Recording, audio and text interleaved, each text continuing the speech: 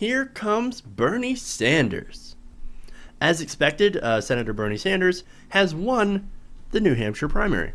Now, of course, this wasn't, as I said, unexpected, right? A lot of people were saying, hey, Bernie Sanders is looking pretty good.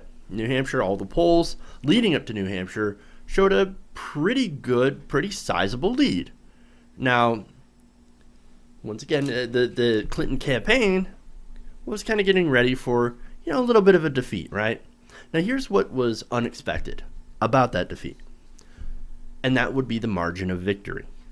Now, I think most of us were expecting, 5 points, 10 points, not super close, but also not a blowout. And what we got was a blowout. 21 points. 21. 60 to 39. I don't think anybody expect that, but that's Bernie Sanders, right? Bernie Sanders has been consistently doing better than what the polls would suggest. That's pretty good. Now, as of now, it is the largest margin of victory in the state since 1956. Also, Sanders is the first Jewish person to win the primary, to win a primary in America, not just in New Hampshire, but to win any primary. And he's also gets the distinction of being the first non-Christian to win a primary in America. Historic in its own right. And those two things cannot be forgotten, should not be glossed over, right? So, historic. So anyway, let's break down the numbers. Let's break down the support, right? Who supported Senator Sanders? Well, anybody listening, anybody watching the news knows that there's this narrative that Sanders only does well with white liberal men. The Bernie bros, right? Well, that's not true.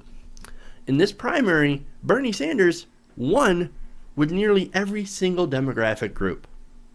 Let me break it down. According to exit polling, Sanders carried majorities of both men and women.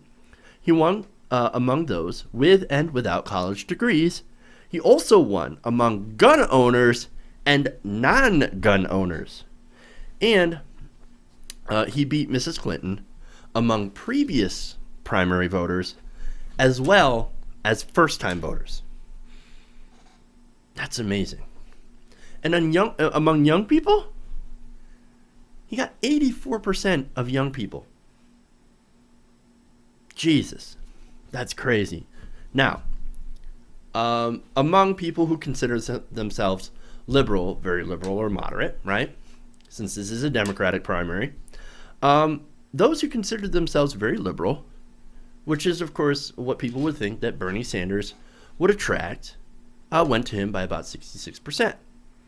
A lot of people, hear that number. Oh, yeah. Well, he's the most liberal person in the Senate, of course. Of course he's going to win the very liberal, right? Well, here come the moderates.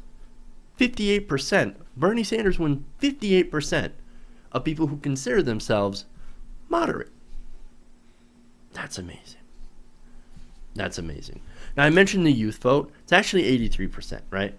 Of people 18 to 29 that voted for Senator Sanders. Between people between the ages of 30 and 44, however, voted for Sanders 66%, right? 66% of them. And surprisingly, among those between the ages of 45 to 64, who in previous polling generally favored Hillary Clinton, well, it turns out the majority, albeit small, went to Senator Sanders with about 53%.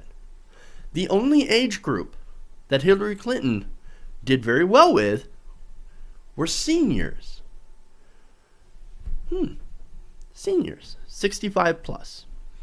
And they went to her at a margin of 55 to 44%. Now, I don't really understand that, because Senator Sanders has done very well with trying to get out the message that I want to expand your Social Security. I don't want to just protect it. I want to expand it. I want you to have more benefits. I also want to, save Medicare and expand it to everyone. So it doesn't make sense to me that older people would generally go to Hillary Clinton. But this is me, I guess. So, now, minorities, right? Going back to that narrative. Sure, Bernie Sanders says the white people. But what about the African Americans? They generally line up behind Hillary Clinton. Well, in this case, more minorities did go to Hillary Clinton, but just barely. Sanders took about 49% of the non-white vote in the state compared to Hillary Clinton's 50%. So is he doing terrible with minorities? Not really. Not terrible, but not fantastic either, right?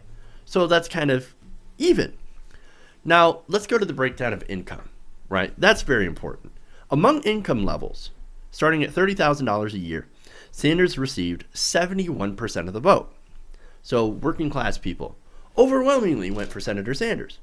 Now, between the 30,000 and 50,000 bracket, he received about 60% of the vote. Between 50 and 100,000, he actually got more than between 30 and 50,000. Between 50 and 100,000, he got 64% of the vote. Interesting. That's very interesting. I wouldn't have thought that. I would have thought the more money you get, the less support you have for Senator Sanders. But in between, let's see, 100 and 200,000, right, he received about 55% of the vote, edging out Hillary Clinton. Interesting. Now, the one area that Hillary Clinton does the best with is among people making $200,000 or more a year. With that, Clinton actually won a majority with about 53% of the vote. So people who are generally older and wealthier, by not a huge margin, but a decent margin, supported Hillary Clinton. Interesting. Now, younger people who are not as well off financially supported Senator Sanders. Well, it turns out, my little theory, that if you're comfortable, you really don't see much of a need for a political revolution, especially one that is described to redistribute wealth from the rich to the middle class. Now, I realize that I might be generalizing a bit, right? Of course. But I think that some people in that bracket, and they're not bad people, right? But I think they're somewhat disconnected from the plight of the working class, right? From the struggles they go through. And I understand that. And of course, I'm also sure that they, in that higher income bracket, don't exactly like the idea of being taxed more. But it's sort of more the point that I'm trying to make, that to them, things are working out fairly good, so why change it? Things are going pretty decently. I'm making $200,000 or more. Things are going pretty well for me. Could be better, sure. But let's not rock the boat. Let's not rock the boat too much. Let's be careful. Let's be cautious. And that's, of course, the whole message behind the Hillary Clinton campaign. So, and the other part of it is, of course, since it is going pretty decently for you, sure would be a shame if you nominated Senator Sanders and then he lost to a Republican. Because a Republican would most likely change that.